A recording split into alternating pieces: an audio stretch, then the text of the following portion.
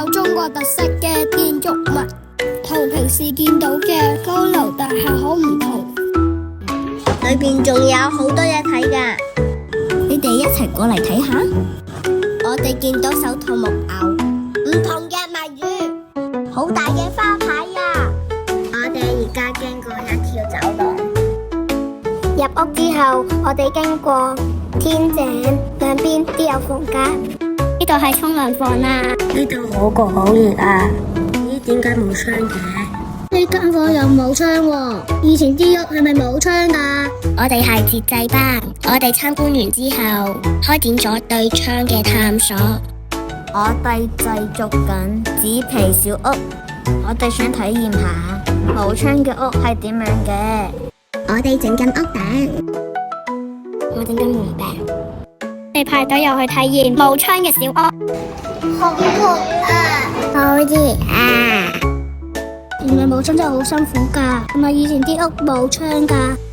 不如我哋一齊揾下答案啦！你哋睇下，呢本書係個以前係有窗㗎，但係同而家嗰啲窗係唔一樣㗎。係啊，有用木頭整㗎，我有用石頭整嘅。我哋認識咗中式窗嘅結構，同埋我哋發現中式窗有唔同嘅形狀。呢個中式窗佢係穿窿㗎，啲陽光可以照射過嚟，又好通風。中式窗好有趣，我都想設計中式窗。我想同屋企人一齊透過中式窗睇唔同嘅風景。我哋發現而家嘅窗有唔同嘅款式，有好多好靚嘅玻璃窗啊！你哋睇下，周圍都見到唔同嘅窗啊！有好多唔同形狀嘅窗，有長方形、正方形同埋圓形。我哋揾到膠片同埋玻璃紙，都係透過嘅物料，好適合製作窗嘅塗工。於是我哋設計咗彩繪玻璃窗塗工。呢度就係我哋設計嘅彩繪玻璃窗作品。我哋發現有啲窗係有故事㗎，你想知點樣設計，所以我哋去咗參觀諸聖座堂。有山有草同有樹，最嬲一樣嘢就比較抽象少少嘅。抽象意思咧就係嗰樣嘢，但係咧就畫得比較特別少少，令你咧要諗下先知係乜嘢嘅。呢度就係白色彩繪玻璃窗嘅故事。我哋聽華牧師介紹咗玻璃窗嘅故事，真係好精彩啊！原來運用唔同嘅線條、顏色、形狀，可以拼製出一個故事。翻嚟之後，我哋合作設計屬於節制班嘅故事窗。我哋討論完之後，分享咗3個故事。我哋希望可以同大家分享我哋學習嘅喜悅。我哋舉辦咗窗子展覽會，我哋邀請咗好多小朋友過嚟參觀啊！呢啲係我哋整嘅裝飾窗，呢啲係我哋整嘅沙色窗。呢3幅係我哋整嘅節制班故事之窗。我哋記錄咗去挪亞方舟參觀嘅經歷，我哋認識咗好多嘅植物同佢哋嘅特性，我哋都知道愛護環境嘅重要性。我哋仲一齊去咗科學館參觀，過程中我哋好守規矩，仲有好有禮貌，仲學到好多科學知識。最後我哋畢業旅行去咗迪士尼樂園，雖然嗰日好熱，但係我哋玩得好開心，我哋留低咗美好嘅回憶。希望大家鍾意我哋嘅故事。而我哋信實班最深刻嘅就係見到有一張相入邊嘅小朋友好似識飄咁啊！原來呢個就係長洲太平清醮期間會有嘅傳統表演。我哋返到學校就創作咗屬於自己嘅飄色巡遊車。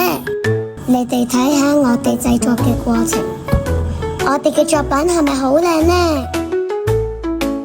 我哋仲進行咗資料搜集，認識到原來長洲太平清醮仲有好多特別嘅習俗。長洲居民會喺太平清醮期間食平安包，寓意健康平安。我哋一齊喺學校體驗製作平安包。首先我哋要將材料搓成麵團，之後加入餡料。平安包有蓮蓉、紅豆沙、黑芝麻呢啲傳統口味。等麵團發酵之後，就可以拎去蒸啦。蒸熟之後仲未食得㗎，我哋用咗紅菜頭汁喺包上面設計咗唔同嘅圖案同文字。我哋係咪好有創意呢？話好就食得啦。我鍾意食黑芝麻餡。平安包除咗可以食，仲可以用嚟比賽㗎。到咗佛誕當日夜晚，長洲會舉行搶包山比賽啊！選手會係14米高嘅包山上面進行比賽，最高分就可以成為包山王同埋包山后。我哋合作喺學校整咗一座平安包山，我哋仲舉行咗純實單搶包山比賽，真係好刺激啊！我哋就係得獎者啦！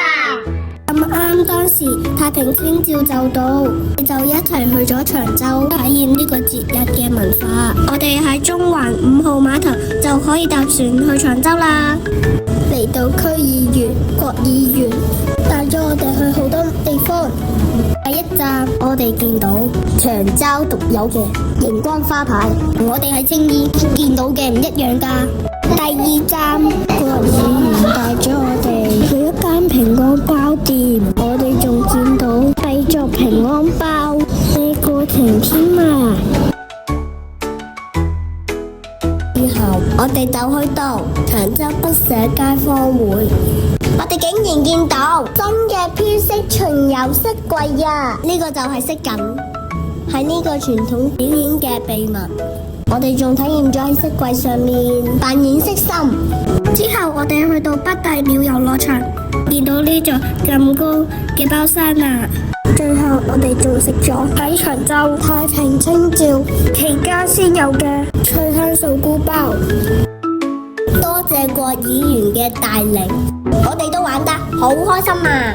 其實香港仲有好多特別嘅傳統文化，等緊我哋去發掘㗎。我哋都好想繼續知多啲，不如你哋都一齊探索呢個咁有趣嘅香港啦！